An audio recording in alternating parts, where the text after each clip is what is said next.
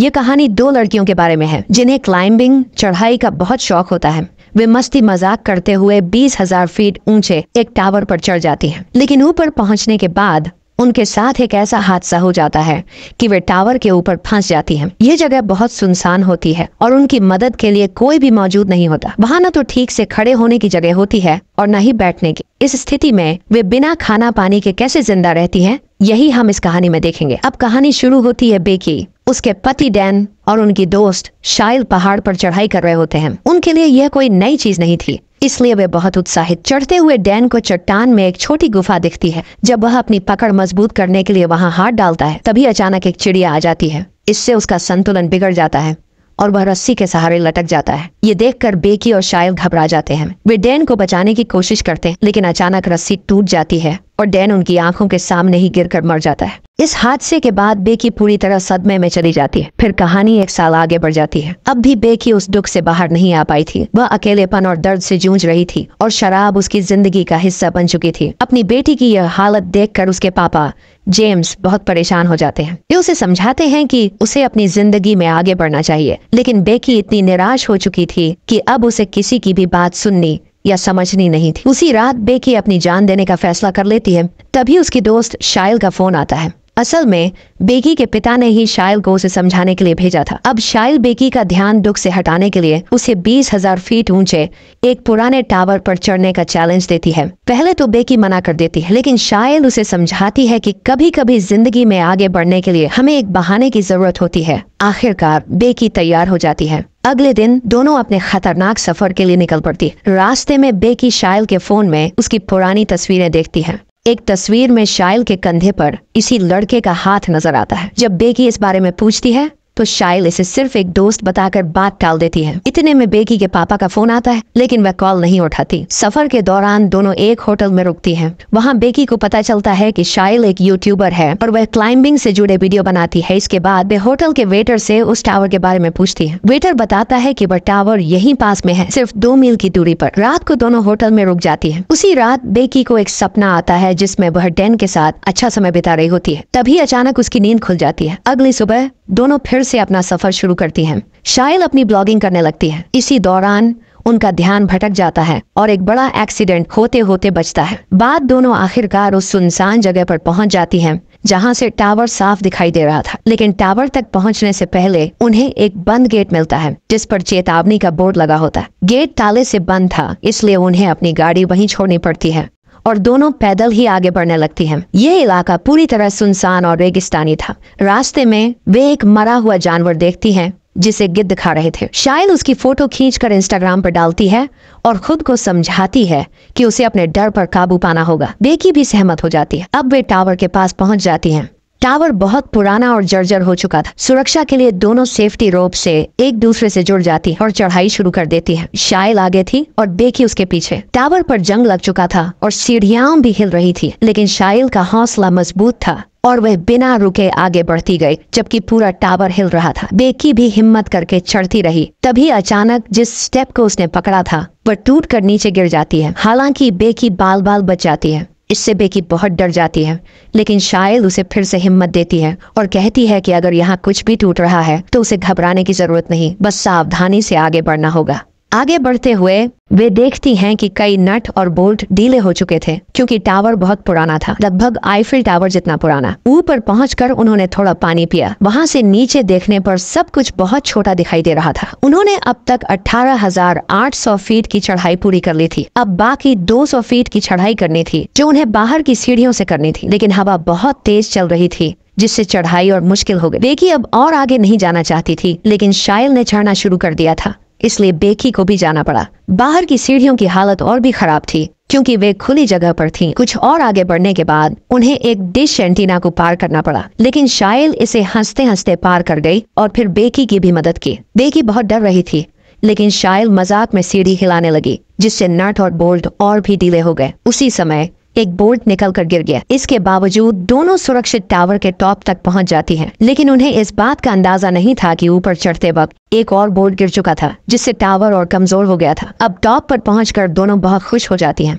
शाइल फिर से अपना ब्लॉग बनाना शुरू कर देती है। वह अच्छे शॉट्स लेने के लिए ड्रोन कैमरा का इस्तेमाल करती है। अपने व्यूअर्स को और बेहतर कंटेंट देने के लिए वह बेकी को ड्रोन का रिमोट पकड़ाती है और खुद टावर के सहारे एक हाथ से लटक जाती है। बेकी उसे ऐसा करने से रोकती है, लेकिन शाइल नहीं मानती। शॉट लेने के बाद शाइल वापस ऊपर आती है और बेकी से भी वही पोज देने को कहती है, लेकिन बेकी ऐसा करने से साफ मना कर देती है। इस पर शाइल बेकी से कहती है कि यह उसका डर भगाने का सबसे बड़ा मौका है। इस पर बेकी हिम्मत जुटाकर शाइल का हाथ पकड़ती है और वही सेम स्टंट करती है। शाइल इस पल को कैमरे में कैद करने के लिए उसकी सेल्फी लेने लगती है। उसके बाद बेकी सुरक्षित वापस ऊपर आ जाती है। अब बेकी अपने साथ डैन की अस्थियां लेकर आई थी। वह डैन को याद करते हुए उसकी अस्थियां वहीं विसर्जित कर देती है। इस मोमेंट पर बेकी और शाइल दोनों काफी इमोशनल हो जाती हैं और डैन को याद करने लगती हैं। फिर वे फैसला करती हैं कि अब वापस नीचे जाना चाहिए। वे अपनी सेफ्टी रोप को खुद से जोड़ती हैं और सबसे पहले बेकी नीचे उतरना शुरू करती है, लेकिन जैसे ही वह पहला कदम सीढ़ी पर रखती है, बचे हुए डीले बोर्ड भी निकल जाते हैं और सीढ़ी टूटकर नीचे गिर जाती है। बेकी रोप के सहारे लटक जाती है। शाइल यह देखकर बहुत डर जाती है, लेकिन किसी तरह हिम्मत करके उसे खींचकर वापस ऊपर ले आती है। बेकी मौत के मुंह से बचकर आने की वजह से डर के मारे रोने लगती है, लेकिन अगले ही पल अचानक दोनों हंसने लगती हैं, क्योंकि यह बहुत ही एडवेंचर भरा मोमेंट था। दोनों हंसने लगती हैं, लेकिन जब वे नीचे देखती हैं तो उन्हें पता चलता है कि सीढ़ी पूरी तरह टूट चुकी है। अब वो नीचे कैसे जाएंगे ये सोचकर दोनों परेशान हो जाती हैं। वे अपने अपने फोन चेक करती हैं, लेकिन वहाँ कोई नेटवर्क नहीं था, क्योंकि इतनी ऊंचाई पर सिग्नल मिलना मुश्किल था। तभी उन्हें वहाँ एक इमरजेंसी बॉक्स दिखाई देता है। इसे खोलने पर उन्हें एक दूरबीन और एक फ्लेयर गन मिलती है, लेकिन उनका बैग नीचे जाकर टावर की डिश पर अटक चुका था और उसी बैग में पीने का पानी था। ये देखकर बेकी गुस्से में शाइल पर भड़क जाती है और कहती है कि अब हम यहीं प्यास से मर जाएंगे, लेकिन शाइल उसे शांत कराते हुए समझाती है कि हो सकता है सीढ़ी गिरने की आवाज सुनकर किसी ने 911 को कॉल कर दिया हो और पुलिस हमारी मदद के लिए आती ही होगी, इसलिए अब हमें बस थोड़ा इंतजार करना होगा। तभी शाइल नोटिस करती है कि गिरने की वजह से बेकी के पैर में चोट लग गई है। ब्लड रोकने के लिए शाइल अपनी शर्ट फाड़कर बेकी की चोट पर बांध देती है। अब दोनों मदद का इंतजार करने लगती है। कुछ समय बाद बेकी शाइल से पूछती है कि उसने ब्लॉगिंग क्यों शुरू की। इस पर शाइल जवाब देती है कि मैंने यह डैन के लिए शुरू किया था। यह सुनकर बेकी के मन में शाइल के प्रति शक पैदा हो जाता है। अब 5 घंटे बीत चुके थे, लेकिन अब तक कोई मदद नहीं आई थी। फिर शाइल अपना फोन चेक करती है और देखती है कि उसने जो मरे हुए जानवर की फोटो अपलोड की थी, उससे उन्हें एक आइडिया आता है। वे अपने फोन पर एक हेल्प मैसेज टाइप करती हैं और फिर फोन को रस्सी से बांधकर नीचे लटकाने लगती हैं। उन्हें उम्मीद थी कि शायद नीचे ले जाने पर फोन में सिग्नल आ जाएगा और उनकी पोस्ट अपलोड हो जाएगी, लेकिन उनकी रस्सी सिर्फ 15 फीट की थी, जिससे फोन ज्यादा नीचे नहीं जा सका। शाइल थोड़ा नीचे लटक कर भी ट्राई करती है, लेकिन उनकी यह कोशिश नाकाम हो जाती है। इसके बाद बेकी को एक और आइडिया आता है। वह कहती है कि नीचे पूरी तरह सिग्नल होगा, तो क्यों ना हम फोन को किसी तरह नीचे फेंक दें। शाइल को यह आइडिया सही लगता है। वह अपना जूता उतारती है और फोन को उसके अंदर अच्छी तरह रख देती है। फोन टूट ना जाए इसलिए वे अपने मोजे और अंडरगारमेंट्स का इस्तेमाल कुशन की तरह करते हैं। फिर दोनों फोन को नीचे गिरा देती हैं, लेकिन जब वे दूरबीन से नीचे देखते हैं तो उन्हें यह नहीं दिखता कि फोन सही से गिरा या नहीं, लेकिन उन्हें यह नहीं पता था कि फोन सही से गिरा है या टूट गया है। भी बेकी नोटिस करती है कि शाइल के पैर पर 143 का टैटू बना हुआ है। ये वही नंबर था जिसका इस्तेमाल डैन उसे आई लव यू कहने के लिए करता था। अब बेकी को शाइल पर शक होने लगता है, लेकिन वह चुप रहती है। तभी उन्हें नीचे एक आदमी और उसका कुत्ता दिखता है। दोनों जोर जोर से चिल्लाकर उसे बुलाने लगती हैं, लेकिन टावर बहुत ऊंचा होने की वजह से उनकी आवाज उस तक नहीं पहुंच पाती। वह आदमी फोन पर बिजी था और उनकी तरफ ध्यान नहीं दे रहा था। उधर शाइल का फोन भी नीचे गिरकर पूरी तरह टूट चुका था। बेकी एक और तरीका आजमाती है। वह अपना एक जूता निकाल कर नीचे फेंकती है। जूता उस आदमी के पास गिरता भी है, लेकिन वह इसे किसी और का फेंका हुआ जूता समझकर एक तरफ फेंक देता है और अपने कुत्ते के साथ चला जाता है। ये देखकर बेकी बहुत परेशान हो जाती है और फ्लेयर गन चलाने का फैसला करती है, लेकिन शायद उसे रोकती है और कहती है कि दिन में फ्लेयर गन चलाने से शायद उसे दिखाई न दे, इसलिए इसे हमें अंधेरा होने पर चलाना होगा। तभी उन्हें सामने एक गाड़ी नजर आती है जिसमें एक और आदमी बैठा था। अब उनके पास बस एक आखिरी उपाय बचा था। जैसे ही रात होगी वे फ्लेयर गन चलाएंगी ताकि वह आदमी उन्हें देख सके। जैसे ही अंधेरा हुआ दोनों ने फ्लेयर गन चला दी, जिससे वे दोनों आदमी इन्हें देख लेते हैं। अब शाइल नोटिस करती है कि वे लोग उनकी कार की तरफ बढ़ रहे हैं। इससे वह बहुत खुश हो जाती है क्योंकि उसे लगता है कि अब मदद मिल जाएगी। लेकिन वो दोनों लोग इनकी कार के पास पहुंचकर उसे चुरा कर वहाँ से भाग जाते हैं। ये देखकर बेकी और शाइल बहुत चिल्लाती है, लेकिन इतनी ऊंचाई पर उनकी आवाज कोई नहीं सुन सकता था। अब उनकी आखिरी उम्मीद भी खत्म हो जाती है और उनका हौसला टूटने लगता है। अंधेरा होने की वजह से टावर की सिग्नल लाइट जलने लगती है। दोनों को बहुत नींद आ रही थी, लेकिन अगर वे सो गईं तो नीचे गिरने का खतरा था, इसीलिए वे सो भी नहीं सकती थी।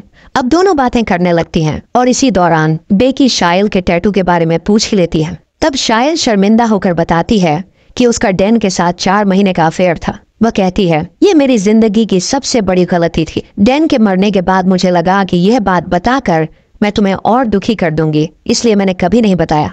मैं डैन को चाहने लगी थी क्योंकि वह सबसे अलग था, लेकिन मुझे जल्द ही एहसास हो गया कि मैं तुमसे ज्यादा उसे कभी भी प्यार नहीं कर सकती। ये सब जानने के बाद बेकी को बहुत बुरा लगता है, लेकिन वो अब कर भी क्या सकती थी। यहाँ इन दोनों को फंसे हुए 24 घंटे हो चुके थे। सुबह हो गई थी और बिना खाए पिए दोनों को बहुत भूख लग रही थी। इसलिए शाइल ने तय किया कि वह किसी तरह नीचे जाकर अपना बैग ऊपर ले आएगी। वह रस्सी को टावर से बांधती है और नीचे उतर जाती है, लेकिन रस्सी छोटी होने की वजह से वह अब भी बैग तक नहीं पहुंच पा रही थी। उसके पास और कोई विकल्प नहीं था, इसलिए उसने अपनी रस्सी से लटककर किसी तरह डिश तक कूदने की कोशिश की और वहां पहुंच गई। जैसे ही वह वहां पहुंची उसने सबसे पहले अपने बैग से पानी पिया, लेकिन अब उसके सामने एक और मुश्किल थी। वह ऊपर कैसे जाएगी? उसने किसी तरह अपने बैग को रस्सी से बांधा और फिर से कूदकर रस्सी पकड़ ली। बेकी उसे ऊपर खींचने लगी और शाइल धीरे धीरे ऊपर चढ़ने लगी। वह बस ऊपर पहुंचने ही वाली थी कि तभी बेकी के हाथ से रस्सी फिसल गई, जिससे शाइल तेजी से नीचे गिरने लगी। ये देखकर बेकी की धड़कन तेज हो गई, क्योंकि डैन को खोने के बाद वह अब अपनी सबसे अच्छी दोस्त को नहीं खोना चाहती थी। लेकिन जैसे ही उसने डरते हुए नीचे देखा, शाइल अब भी रस्सी से लटकी हुई थी। हालांकि उसके हाथों में काफी चोट लग गई थी, जिससे वह खुद रस्सी पकड़कर ऊपर चढ़ने की हालत में नहीं थी। बेकी ने अपनी पूरी ताकत लगाई और बड़ी मुश्किल से शाइल को टावर के ऊपर खींचने में कामयाब हो गई। इसके बाद बेकी ने पानी पिया और थोड़ी देर बाद एक हेल्प नोट लिखा। उसने उस नोट को ड्रोन में फंसा दिया और दोनों ने ड्रोन के जरिए अपना मैसेज पास के होटल तक भेजने की कोशिश की। वे काफी खुश थीं, लेकिन थोड़ी दूर जाते ही ड्रोन की बैटरी कम होने लगी। बैटरी पूरी तरह खत्म होने से पहले उन्होंने ड्रोन को वापस बुला लिया। ये उनका आखिरी तरीका था मदद पाने का, लेकिन वह भी काम नहीं आया। बेकी रोने लगी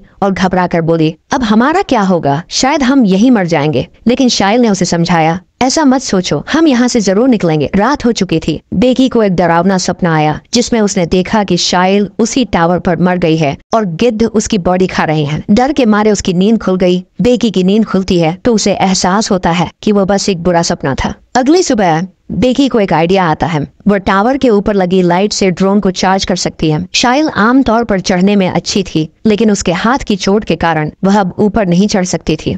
बेकी हिम्मत जुटाकर टावर के पोल पर चढ़ जाती है। वह लाइट को खोलती है और जैसे ही ड्रोन के चार्जर को प्लग में लगाती है, उसे पता चलता है कि प्लग ढीला है, इसलिए बैटरी फुल चार्ज होने तक उसे ऊपर लटके रहकर चार्जर को पकड़ कर रखना पड़ता है। काफी समय तक पोल पकड़े रहने के कारण बेकी के हाथ सुन्न होने लगते हैं। लेकिन इससे भी बड़ी परेशानी तब आती है जब एक गिद्ध वहां आकर बार बार उस पर हमला करने लगता है। बेकी किसी तरह खुद को संभाल लेती है, लेकिन इसी बीच उसका बैग नीचे गिर जाता है। फिर भी वह हिम्मत नहीं हारती और किसी तरह टावर पर बनी रहती है। कुछ देर बाद ड्रोन की बैटरी पूरी तरह चार्ज हो जाती है और बेकी नीचे आ जाती है। इसके बाद वह ड्रोन को उड़ाकर होटल तक मैसेज पहुंचाने की कोशिश करती है। ड्रोन पूरी तरह चार्ज हो चुका था और उनके अंदर उम्मीद जाग रही थी कि अब शायद उन्हें मदद मिल जाएगी। लेकिन जैसे ही ड्रोन होटल के पास पहुंचने वाला था, उसकी टक्कर अचानक एक ट्रक से हो गई। ड्रोन टूट गया और अब वे उसके कैमरे से कुछ भी नहीं देख पा रही थी। ये देखकर दोनों पूरी तरह टूट गईं, क्योंकि यह उनका आखिरी मौका था बचने का, और अब वह भी खत्म हो चुका था। शाम होने लगी और उन्हें सामने से एक खतरनाक तूफान आता दिखा, जो बहुत जल्द उन पर आने वाला था। बेकी को तेज नींद आ रही थी, लेकिन शाइल ने उसे सोने से मना कर दिया। उसने कहा कि अगर बेकी सो गई तो उसके पैर के जख्म की वजह से गिद्ध आकर हमला कर सकते हैं। इसके बाद बेकी ने शाइल से उसका दूसरा जूता मांगा ताकि वह उसमें अपना फोन डालकर नीचे फेंक सके। लेकिन शाइल ने कहा, मेरा जूता तुम्हें नहीं मिल सकता, क्योंकि वह नीचे डिश पर गिर चुका है। यहीं पर कहानी एक बड़ा झटका देती है। हमें पता चलता है कि जब बेकी शायल को नीचे से ऊपर खींच रही थी तभी उसका हाथ फिसल गया था और शायल नीचे डिश पर गिर गई थी। शायल की वहीं डिश पर गिरकर मौत हो गई थी। इसके बाद बेकी को भ्रम हेलुसिनेशन होने लगे थे। वह बस शायल की मौजूदगी को अपने दिमाग में ही महसूस कर रही थी, लेकिन असल में वह शुरू से ही अकेली थी। वह सिर्फ बैग को ऊपर लाई थी, शायल को नहीं। अब तक बेकी अकेले ही सरवाइव कर रही थी। जब उसे इस सच्चाई का एहसास हुआ तो वह फूट फूट कर रोने लगी। उसकी जिंदगी में शायल ही उसकी एक सच्ची दोस्त थी और अब वह भी नहीं रही। रात में बेकी अपने डैड के लिए एक वीडियो मैसेज रिकॉर्ड करती है। उसमें वह कहती है कि वह घर लौटना चाहती है, अपनी जिंदगी जीना चाहती है, लेकिन अब वह ऐसा नहीं कर सकती। वह मानती है कि उसके डैड हमेशा सही थे और वह उनसे बहुत प्यार करती है। दूसरी तरफ उसके पिता जेम्स भी बहुत परेशान थे और सोच रहे थे कि उनकी बेटी आखिर कहाँ चली गई। अगली सुबह जब बेकी सोई हुई थी तभी एक गिद्ध आकर उसके जख्म से मांस खाने लगता है। दर्द से उसकी नींद खुल जाती है, लेकिन वह बहुत भूखी थी, इसलिए हिम्मत जुटाकर वह किसी तरह उस गिद्ध को पकड़ लेती है और उसे मारकर खा जाती है। उसे समझ आ जाता है कि जो जीतेगा वही बचेगा। गिद्ध को खाने के बाद उसमें थोड़ी ताकत आ जाती है। फिर वह बहुत होशियारी से रस्सी के सहारे नीचे डिश पर उतर जाती है। नीचे उतरने के बाद बेकी ने देखा कि शायल की डेड बॉडी वहीं पड़ी हुई थी। उसने अपने डैड को एक मैसेज भेजा कि वह इस टावर पर फंसी हुई है, लेकिन उसे डर था कि मैसेज भेजने से पहले उसका फोन टूट न जाए, इसीलिए उसने फोन को शायल के जूते में डाल दिया। फिर मजबूरी में उसने शायल की बॉडी के अंदर फोन छिपा दिया और उसकी डेड बॉडी को नीचे गिरा दिया ताकि फोन सुरक्षित रह सके और मैसेज पहुंच जाए। इसके बाद रात हो गई। बेकी के डैड को जैसे ही मैसेज मिला उन्होंने तुरंत पुलिस को फोन कर उस लोकेशन पर भेज दिया। जब पुलिस टावर तक पहुंची तो उन्होंने एक डेड बॉडी को कवर किया हुआ था। ये देखकर बेकी के डैड को लगा कि शायद यह उनकी बेटी की बॉडी है, लेकिन तभी बेकी रोती हुई अपने डैड को पुकारती है और उनके पास आ जाती है। पुलिस ने उसे बचा लिया था। वह अपने डैड से लिपट कर बहुत रोती है और कहती है, आप हमेशा सही थे। अपनी बेटी को जिंदा देखकर उसके डैड की खुशी का ठिकाना नहीं रहता है। इसके बाद बेकी के डैड उसे घर ले जाने लगते हैं।